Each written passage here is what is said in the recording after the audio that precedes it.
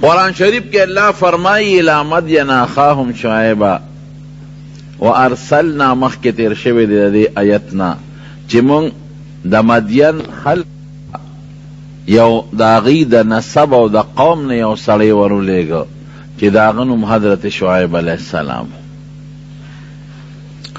شعیب علیہ السلام دی لنبی دعوت ورک دا ایمان دا توحید دا اللہ دا یوالی.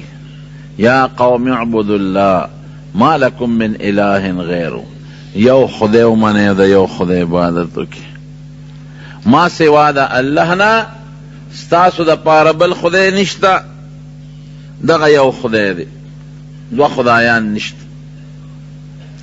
دا حضرت نوح علیہ السلام دعوتمو خپل قوم تا، دا حضرت لوط علیہ السلام دعوتمو، دا حضرت یونس علیہ السلام دعوتمو، او دا زمونږ د دوارو جهانو د سردار دعوتم دی. گن پیغمبران چې دا چا قوم با اللہ سره بل خدای منو شرک بیکو، دا غیر بے دعوتم دو. قرآن شریف کے اللہ فرمائی ان اللہ لا یغفر ان یشرک به ویغفر ما دون ذلک لمن یشاء.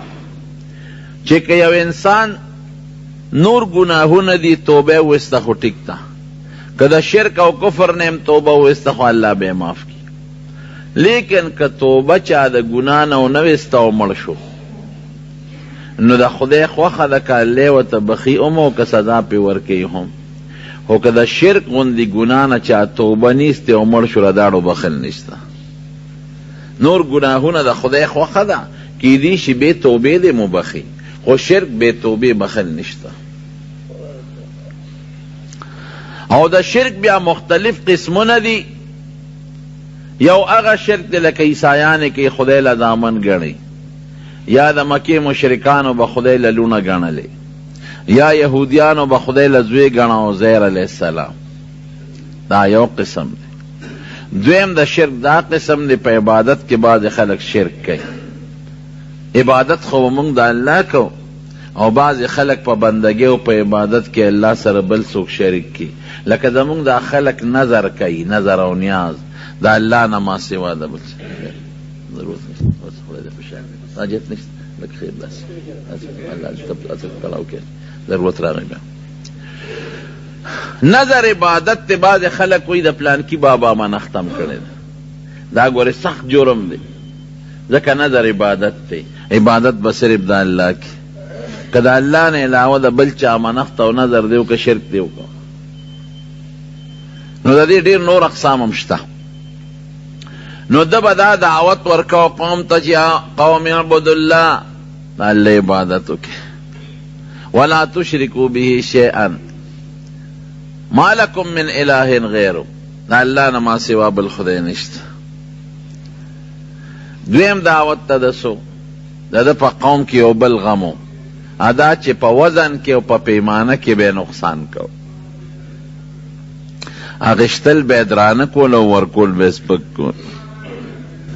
نو حضرت شعیب علیہ السلام قوم بدا چل کو او تی دا بنکے دب منز دیر زیاد کو. شعیب علیہ السلام او خدای تا بجلل الصلاة کا تأمرکا ان نترک ما یفحل آباؤنا، وستا منز تا تا دا چل خی دا دیر منزونه چکے دا پلار نکا طریقم دا دا پریدو در درامو اے مانزو پورے بے ٹوکے ٹقالے و پورے کول. او نفعل فی اموالنا ما شاہ چی سغوارو عربانی پریدو دا پلار نکا طریقہ و رواج راباندار تا من دا چل خی. اوسم چی کم سڑین غلطیو شو گیرے پریخی خلق وی علاوہ دا لا شیخ تے داو دا گیر دا چل خی، علاکہ دا لا پٹکی پسر دے دا پٹکی رتا دا چل خی. دا نیکے پیغور بناور کے دا گناہ پیغور ورکا، نیکے پیغور بچتم نور کے دا دیر سخلو جرم دی.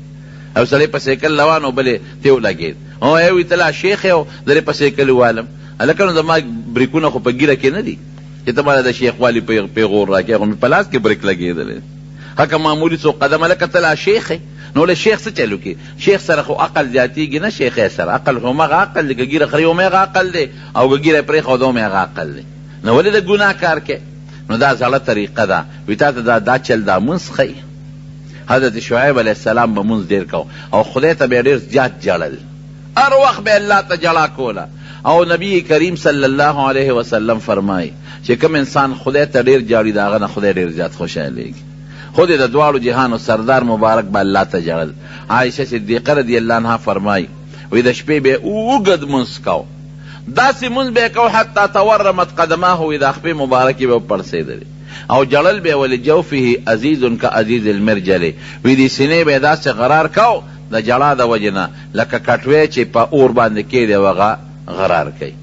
او حضرت ابوبکر صدیق رضی الله عنه د خپل کور نه بار دال یو رکوټ جماعتګۍ جوړ کړو او هغې کې به مونځ کو، ته قرآن شریف تلاوت به کو او جړل به. د مکې مشرکانو نه پرېښود، وی ته جاړې زمونږ دا ښځې درته راغونډېږي او دا بچي درته راغونډېږي، هسې نه زمونږ دا ښځې او بچي تا ته ولاړ وي او دا چې ته مسلمانان نشي. په دې نه پرېښود. په جړا باندې الله ډېر زیات خوشحالېږي. د دواړو جهانو مبارک سردار فرمایي وی یو هغه اوښکه د انسان د سترګې نه چې د الله د یرې نه ووتله، وی دوه څیزونه چې په یو ځای ولګېدل په هغه ځای د جهنم اور حرام دی.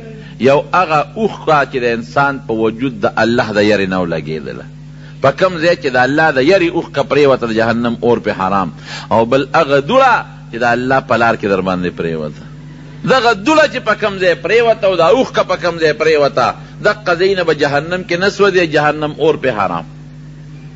نو د به ډېر زیاته جړا کوله رب العالمین ته، سترګې ړندې شوې د ډېرې جړا د وجې نه، لکه څنګه چې د حضرت یوسف علیه السلام د پلار سترګې د یوسف علیه السلام د غم د جړا د وجې نه ړندې شوې، د دم ړندې شوې. نو ګوره الله ورسره څه احسان وکړه، سترګې ړندې شوې، نو خدای پاک وله حضرت موسی علیه السلام خدمت له راوسته.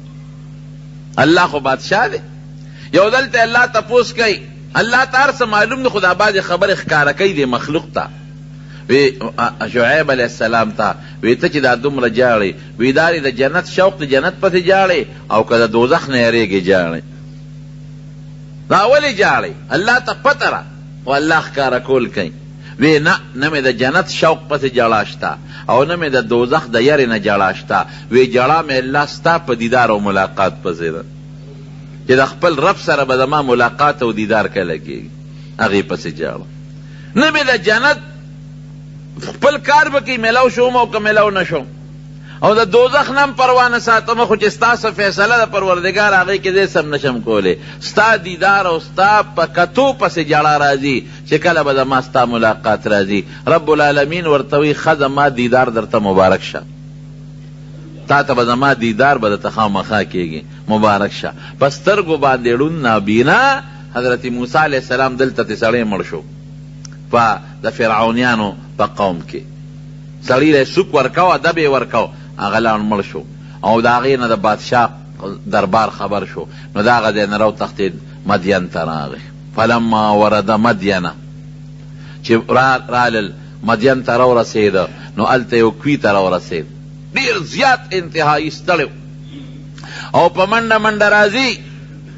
کوي ته چې څنګه راورسېد، نو کوي باندې خلکو خپل څاروي سیرابول، ګډه چیلی سیرابولې. او هغه کویان اوس هم تاسو تاریخ کې وګورئ نو ډېر جور جور کویان دي. یو خو زمونږ د وطن کویان دي، نه هغه جور کویان او په پنځو شپږو کسانو باندې هغه برقه راوباسي. ذموار که والله هم پې شاهد که. لس کاله علما لیکي چې لس کاله موسی علیه السلام د حضرت شعیب علیه السلام خدمت وکړه. ګوره د خدای د جړا د وجې نه سترګې ړندې شوې، نو الله وله حضرت موسی علیه السلام غوندې جلیل القدر پیغمبر ترې وروسته جوړېږي، او یو تکړه نوجوان او امانتګر او پاک راسباز، دا وله خدای پاک خدمت له راوست. لس کاله پس حضرت شعیب علیه السلام ورته یوه لور په نکاح کړه.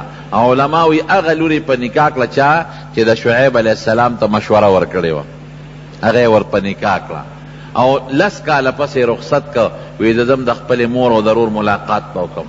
او د لسو کالو کې به د فرعون نه زمونږ خبره یېروي. حضرت شعیب علیه السلام ول یو کونټه یې ورکړه په تحفه کې، او ګډه چیلی وله ورکړې. او دغې وخت کې خدای پاک د ده سترګې بیا جوړې کړې وې. تاریخ لیکي چې خدای پاک ړوندوالی ختم که، الله جوړ که په سترګو باندې. وی داسې وکړه دننه یو کونټه یې راواله او دا ګډې چیلی دومره ځان سره واله او زه بیبي دې ځان سره په مخه کا. دی چې ورغې کونټۍ راواخېسته راویړه ویې نه دا کیره دا بله راواله چې هغه کېښوده بله یې راواخېسته راویړه بیا ومقه راوړه ویې زه راته یم دا کېده بله راواله چې بیا ورغې بلې له یې ګوتې یوړې بیا وله هماغه ګوتو له راځي چې بار یې راوویسته وی زه خو بله رالم ګوتو له مې دا راځي وی ښځه مبارک دې شه دا هغه کونټۍ وه چې نسبن د ابراهیم علیه السلام نه دته پاتې وه او دا حضرت آدم علیه السلام لس څیزونه ځان سره د جنت نه راوړي یو پکې دا کونټۍ وه چې بیا د موسی علیه السلام دپاره د لویې معجزې ذریعه وګرځېدله نو ګوره خدای پاک څومره لویه مرتبه ورکړه د یو پیغمبر نوسی دی د ابراهیم علیه السلام او بل پیغمبر یې زوم شو حضرت موسی علیه السلام او د هغه نه خدای پاک څومره لوی کار واغېسته قوم ته به دقه نصیحتونه کول ولا تنقص المیزان والمکیال په تل او په پیمانه کې کمې زیاتې مه کوئ انی اراکم بخیر زه خو تاسو وینم مال دولت هم ډېر د دې